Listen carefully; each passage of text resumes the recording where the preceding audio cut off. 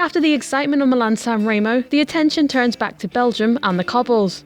The double-header of E3 Harelbeke and Gent-Wevelgem will be the last chance to see most of the Tour of Flanders favourites before the event itself. E3 will give the Flanders hopefuls an opportunity to see how they match up against their rivals, while Gent-Wevelgem should be one for the sprinters. Neither defending champion will be present this weekend, but there'll be plenty of big names on show. Here are Cycling News' top 10 riders to watch for E3 Harelbeke and Gent-Wevelgem. Arnaud Demare would have been on few people's radar going into last weekend's San Remo, but he's changed that with an emphatic victory to take his first monument. Rumours about being towed by a car have taken the sheen off the win, and they'll no doubt rumble on in Belgium. Demare, however, is clearly in good form, with 3 other wins to his name before he claimed the Milan-San Remo title. Demare is likely to be a contender at Sunday's Gent-Wevelgem, a race that he finished second at in 2014. Alexander Kristoff will be hoping to get his Classics campaign back on track this weekend, as he builds towards the defence of his Tour of Flanders title.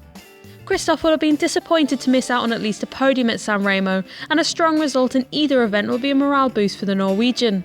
While he's yet to win either of them, Kristoff has a good record at both races, finishing 4th in E3 Harelbeke last year and 9th in Gent-Wevelgem 2 days later.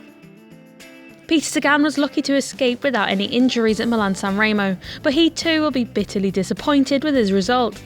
However, there'll be plenty of more opportunities for the Slovakian to notch up his first win in the Rainbow Stripes. Like Kristoff, he's a threat in either race and has seen victory in both in the past 3 years, with his latest coming at E3 Harelbeke in 2014. He's been knocking on the door of victory for much of this season, and he'll hope that it will finally open to him in the coming weeks. Like Sagan, Fabian Cancellara is lucky to have made it to this weekend in one piece. A large amount of skill and luck saw him stay upright in the chaos of the Milan-San Remo finish, but he'd be thinking that there could have been more. Despite this, the Swiss rider looks to be in very good shape as he gets stuck into his final Classics campaign. Cancellara has a love-hate relationship with E3 Harelbeke. He's won it on 3 separate occasions, but it was also the race that ended his Classics hopes in 2015. Fernando Gaviria is getting his first real taste of the Belgian cobbles this week. With one of the best Classics teams in the peloton for company, he'll have no dearth of experience to learn from. Gaviria recently made his debut at Milan-San Remo and looks set to contest for victory until a lapse of judgment saw him crash in the final metres. The Colombian was in tears as he crossed the finish line, and he'd be fired up to resume his winning ways in Belgium with Gent-Wevelgem a chance to do that. Greg Van Avermaet will continue to lead BMC's Classics hopes this weekend. So often Van Avermaet has been the nearly man, but he appears to have changed that in 2016. Van Avermaet has been riding high this season, with overall success at Tirreno Adriatico and victory at Omloop Het Nieuwsblad. Milan-San Remo didn't turn out as he would have hoped, with the bigger targets still lay ahead of Van Avermaet. E3 Harelbeke is Van Avermaet's favoured terrain, but with the form he's in you can't count him out for Gent-Wevelgem either. With no Geraint Thomas this weekend, Team Sky will be relying on alternate options, and Ian Stannard will be one of those they're looking to.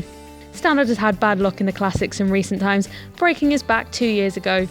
He's had a steady start to the season, doing plenty of work for the team's general classification riders. He skipped the opening weekend at Omloop Het Nieuwsblad, despite being a double champion, to focus on this patch of racing, and he'll find out soon enough if this has worked. Unusually for Tom Boonen, he heads into E3 Harelbeke and Gent-Wevelgem as an outside favourite rather than an outright one. Boonen's had a tentative return to racing, possibly reluctant to take too many risks going into the Classics, after crashing out before they even started last year. There was speculation around Boonen's start at Milan-San Remo, but he did take to the line in Milan and avoided the carnage to finish 30 seconds down on the winner. Boonen would be happy to be on home roads again, and we can expect to see him try a few moves at E3 Harelbeke. Jurgen Roelandts thought he'd taken victory at Milan-San Remo until he saw Arnaud Demare storm past him in the final metres. He held on to take third, however, a result that will send him into the next part of his spring programme full of confidence. Roelandts has regularly finished in the top 10 at E3 and Gent-Wevelgem, coming home in 7th place in both in 2015. Lotto Soudal also have a very strong second option in the young Thijs Benoot, who proved himself as a future talent with 5th at last year's Tour of Flanders. Elia Viviani will be another card to play for Team Sky this weekend. With Ben Swift riding at the Volta a Catalunya, Viviani is the team's first choice sprinter at Gent-Wevelgem. Viviani had a good start to the season with a victory at the Dubai Tour, before he switched to the track for the World Championships earlier this month. After tough racing at both Tirreno Adriatico and Milan-San Remo, he should be now finding his road speed again. This is only Viviani's third appearance at this Belgian weekend, with his best performance 15th at the 2013 Gent-Wevelgem.